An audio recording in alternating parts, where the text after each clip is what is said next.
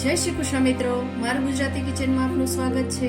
મિત્રો, હવે શિયાળાની શરૂઆત થઈ ગઈ છે, તો આપણને બાજરી, જવાર, મકાઈ બધાના રોટલા અને રોટલી ખૂબ જ પસંદ પડે છે। તો આજે આપણે એમાંથી જ જવારની રોટલી બનાવીશું।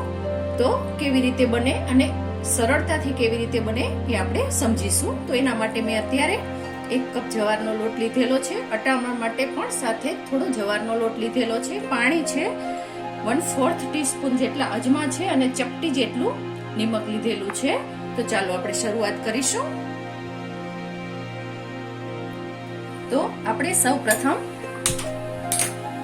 ગેસ ચાલુ કરી અને 1 કપ જવારનો લોટ લીધેલો છે, તો આપણે 1 કપ પાણી એડ કરીશું।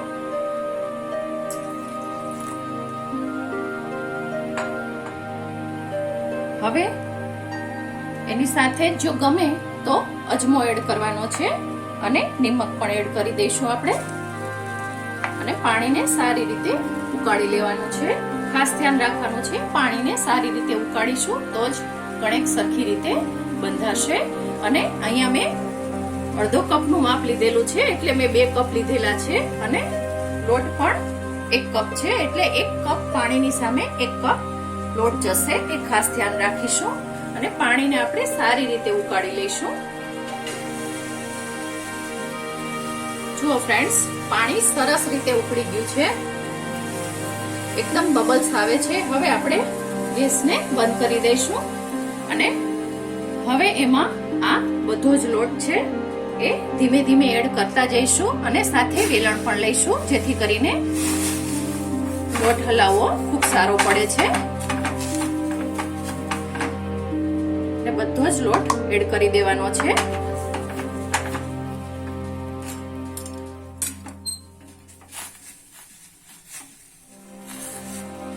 ખાસ ધ્યાન રાખવાનું છે, 1 કપ પાણીની સામે આપણે 1 કપ લોટ લઈશું અને આમાંથી જ તમે ભાખરી બનાવી શકો છો, રોટલી બનાવી શકો છો, રોટલા બનાવી શકો છો। જો ભાખરી બનાવી હોય તો વધારાની 1 ચમચી જેટલું લોટને વધારે લેવાનો રહેશે, બીજો કોઈ જ ફરક નહીં પડે। તો આને આપણે સારી રીતે મિક્સ કરી લઈએ। જુઓ, આને આપણે સારી રીતે મિક્સ કરી લીધેલું છે, તો આવી રીતે ખીચા જેવું બનાવી લેવાનું છે। હવે આને ઢાંકી અને આપણે અડધો કલાક માટે રહેવા દઈશું, અથવા તો ઠંડુ થાય ત્યાં સુધી આપણે રહેવા દઈશું, પછી જ આગળની પ્રોસેસ કરીશું। તો આને ઢાંકી અને અડધો કલાકનો રેસ્ટ આપી દઈએ। જુઓ ફ્રેન્ડ્સ, અડધો કલાક થઈ ગયો છે અને મિશ્રણ ઠંડુ પણ થઈ ગયું છે, આપણે હાથ લગાવીએ એવું સરસ હૂંફાળું અને ઠંડુ છે।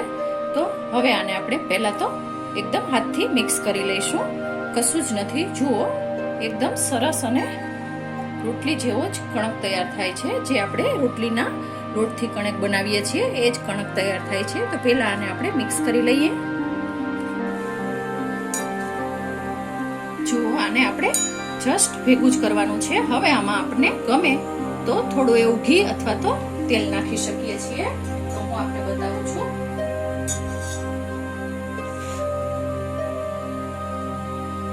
3 થી 4 ટીપા જેટલું જ તેલ નાખીશું અને આને ફરીથી એક વખત મિક્સ કરી લઈશું। અને ધીમા ગેસે અહીંયા મેં માટીની તવી અને લોખંડની તવી બંને ગરમ કરવા માટે મૂકી દીધા છે। તો આપણે બંનેમાં બનાવીશું, જેથી કરીને આપ સર્વેને રિઝલ્ટનો ખ્યાલ આવે। બંનેમાં એક સરખું અને સરસ રીતે જ બને છે, એટલે તમે કોઈ પણ તવીનો ઉપયોગ કરી અને બનાવી શકો છો। તો ચાલો આપણે શરૂઆત કરીશું। જુઓ, હવે આમાંથી આપણને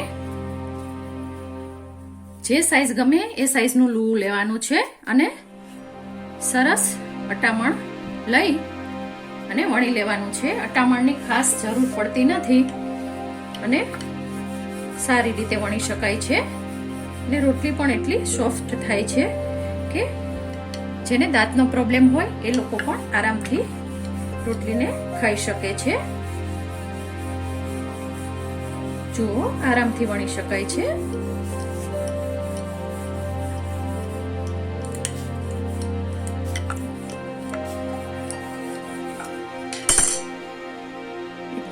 પાતળી એવી આપણે રોટલી તૈયાર કરીશું અને લોખંડની તવીમાં નાખીશું શેકવા માટે. ત્યાં સુધીમાં આપણે બીજી રોટલી પણ તૈયાર કરી લઈએ.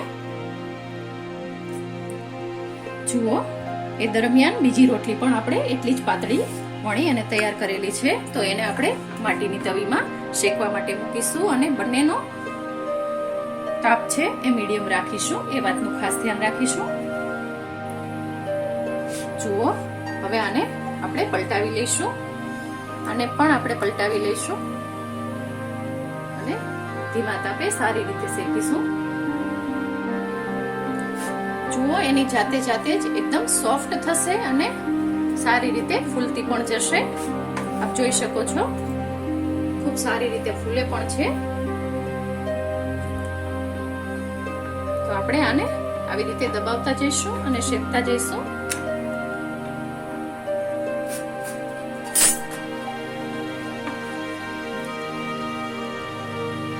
અને સાથે જ આને પણ આપણે સીધી ગેસ ઉપર પણ શેકી શકીએ છીએ અને આ રોટલી પણ એટલી જ સરસ ફૂલે છે.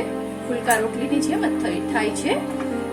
તો આપણી રોટલી તૈયાર થઈ ગઈ છે. બંને રોટલી તૈયાર છે. તો આપણે એને સર્વ કરીશું.